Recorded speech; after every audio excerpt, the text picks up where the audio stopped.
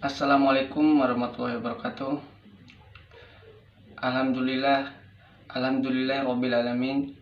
Wassalatu wassalamu ala asrofil anbiya'i wal mursalin wa ala alihi wa sahbihi ajmain, amma ba'd. Perkenalkan, nama saya Habib Alfarijil dari Fakultas Ilmu Ekonomi, Sosial dan Humaniora, Program Studi Manajemen S1 2020, Universitas Aisyah Yogyakarta. Di video kali ini, saya akan menjelaskan tentang materi iman kepada makhluk gaib. Makhluk gaib. Semua makhluk diciptakan oleh Allah Subhanahu wa Ta'ala dapat dibagi menjadi dua, yaitu yang gaib dan nyata. Yang membedakan keduanya adalah bisa tidaknya dijangkau oleh panca indera manusia. Yang dimaksud gaib dalam pembahasan ini adalah yang mutlak, segala sesuatu yang tidak dapat dijangkau oleh siapapun dan kapanpun. Untuk mengetahui dan mengimani wujud makhluk gaib menempuh dua cara, yaitu melalui berita atau informasi yang diberikan oleh sumber tertentu. Kedua, melalui bukti nyata bahwa makhluk tersebut ada, misalnya malaikat. Kita mengetahui berdasarkan berita Rasulullah dari kedua bukti nyata adanya malaikat seperti adanya malaikat maut yang ditugaskan oleh Allah Subhanahu wa Ta'ala untuk mencabut nyawa manusia. Siapa malaikat itu? Malaikat adalah makhluk gaib yang diciptakan oleh Allah Subhanahu wa Ta'ala dari cahaya dengan wujud dan sifat-sifat tertentu. Dalam hadis riwayat Muslim, yang artinya malaikat itu diciptakan dari cahaya, jin diciptakan dari nyala api, dan Adam diciptakan dari apa yang telah diterangkan kepadamu semua. Wujud tidak dapat dijangkau oleh panca indera kecuali menampilkan diri dalam rupa tertentu. Seperti manusia. Di dalam Quran surat Al-Maryam ayat 16-17 yang artinya, dan ceritakan kisah Maryam di dalam Al-Quran, yaitu ketika ia menjauhkan diri dari keluarganya ke suatu tempat di sebelah timur, maka ia mengadakan tabir yang melindunginya dari mereka. Lalu kami mengutus roh kami kepadanya, maka ia menjelma di hadapannya dalam bentuk manusia yang sempurna. Malaikat tidak dilengkapi dengan hawa nafsu, tidak memiliki keinginan seperti manusia, tidak berjenis kelamin, dan tidak berkeluarga. Hidup dalam alam yang berbeda dengan manusia. Dan malaikat adalah hamba Allah Subhanahu wa Ta'ala yang mulia. Malaikat selalu memperhambakan diri kepada Allah dan patuh atas segala perintahnya. Dan nama dan tugas malaikat, jumlah malaikat sangat banyak. Tidak bisa diperkirakan, ada perbedaan tingkat di antara mereka, baik dalam kejadian, tugas, pangkat, atau kedudukan. Sebagian dari malaikat diberi nama, dan sebagian dari mereka hanya dijelaskan tugas-tugasnya saja. Ada yang bertugas di dalam ruh, bertasbih kepada Allah Subhanahu wa Ta'ala, memberikan salam kepada ahli surga, dan menyiksa penghuni neraka. Dan ada yang bertugas di alam dunia, berhubungan dengan manusia seperti mencatat amal baik dan amal buruk, mencabut nyawa, menurunkan hujan, dan menumbuhkan tanaman, dan lain-lain. Adapun nama-nama dan tugas malaikat, yang pertama, malaikat Jibril, bertugas menyampaikan wahyu kepada nabi dan rasul, sebagaimana diterterakan di dalam Quran surat Al-Baqarah ayat 972. Yang kedua, malaikat Mikail, yang bertugas mengatur hal-hal yang berhubungan dengan alam. Quran surat Al-Baqarah ayat 983. Yang ketiga, malaikat Israfil, yang bertugas meniup trompet di hari kiamat dan berbangkit. Quran Surat Al-Kahfi ayat 994. Yang keempat, malaikat maut yang bertugas mencabut nyawa manusia dan makhluk lainnya. Quran Surat Sajdah ayat 115.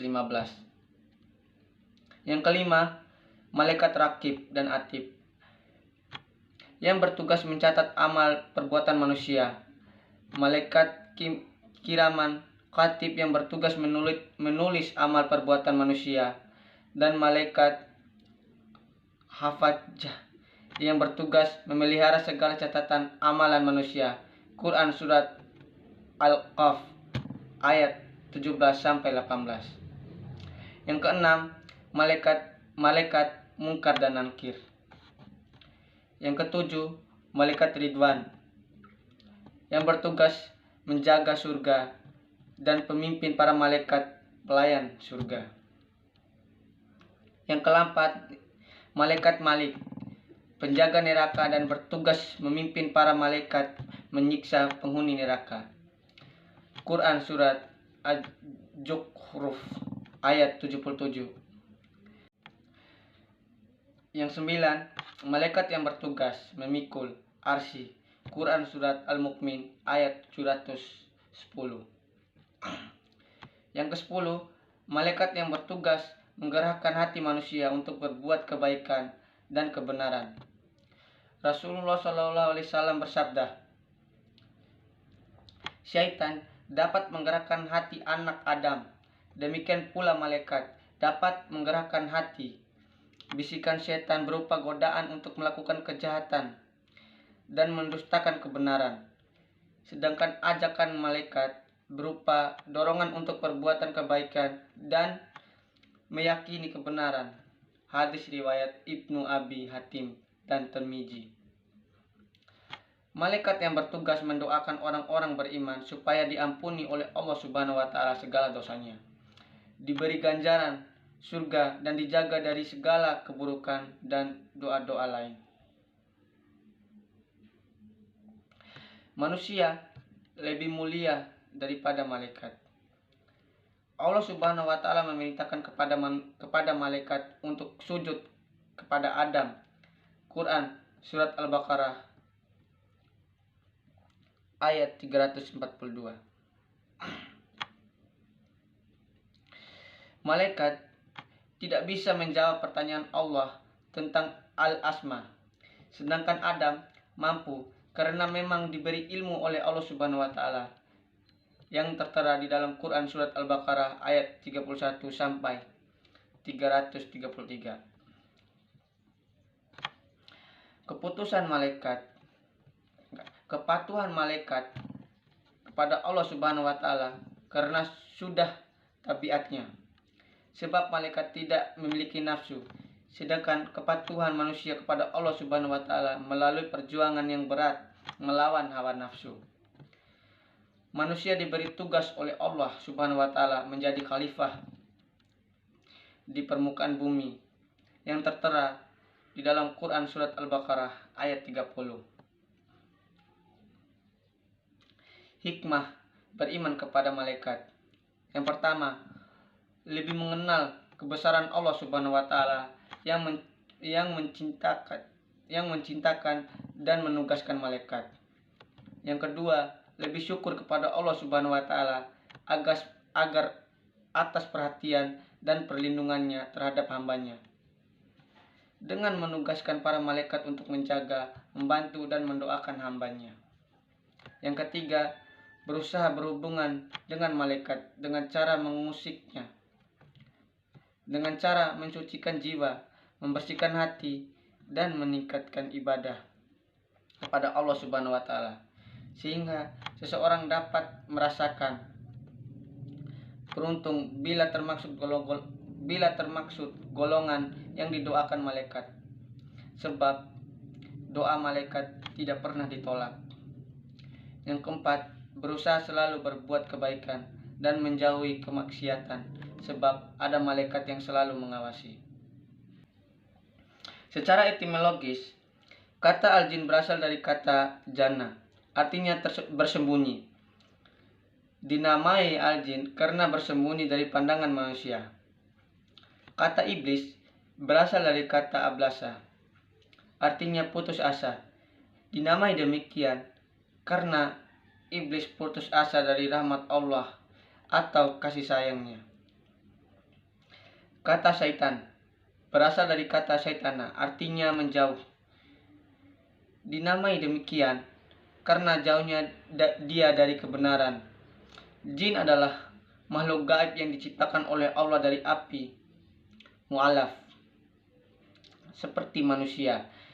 Di antara mereka ada yang patuh dan ada yang durhaka. Yang durhaka pertama kali adalah iblis, anak cucunya disebut syaitan. Makna beriman kepada makhluk gaib Allah Subhanahu wa taala yang saya jelaskan tadi dapat disimpulkan bahwa beriman kepada malaikat itu erat kaitannya dengan keimanan kepada Allah Subhanahu wa taala dan kebenaran wahyu-wahyunya yang diterima oleh para rasul untuk diteruskan kepada umat manusia. Dari mengetahui asal dan karakter makhluk tersebut sebagai makhluk ciptaan Allah, kita wajib mengimani adanya makhluk gaib ciptaannya, yaitu malaikat dan makhluk gaib lainnya. Di dalam akidah Islam, tidak dikenal adanya roh, gentayangan, arwah penasaran, maupun indera keenam. Diyakini bahwa setelah perginya para pelayat atau mayit, di dalam kuburannya akan ditanyai 3 pertanyaan kubur oleh malaikat.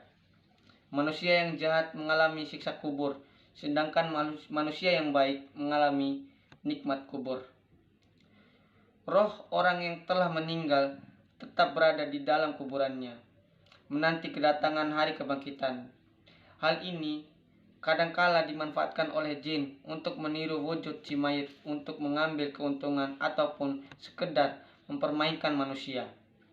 Begitu pula tentang indera keenam. Bahwasannya jin tidak dapat dilihat oleh manusia kecuali jin tersebut sendiri yang menampakkan dirinya. Hanya saja jin melihat dan memilih orang-orang tertentu untuk dia tampaki, kadang secara reguler. Tujuannya supaya manusia mengira dan meyakini bahwa dia mampu melihat hal gaib dan mulai menyatakan kepada halayak bahwa dia mampu mengetahui hal gaib. Dan pada akhirnya jin akan berkomunikasi dengan manusia tersebut dan menipunya, mengaku sebagai arwah orang yang telah mati atau menawarkan manusia tersebut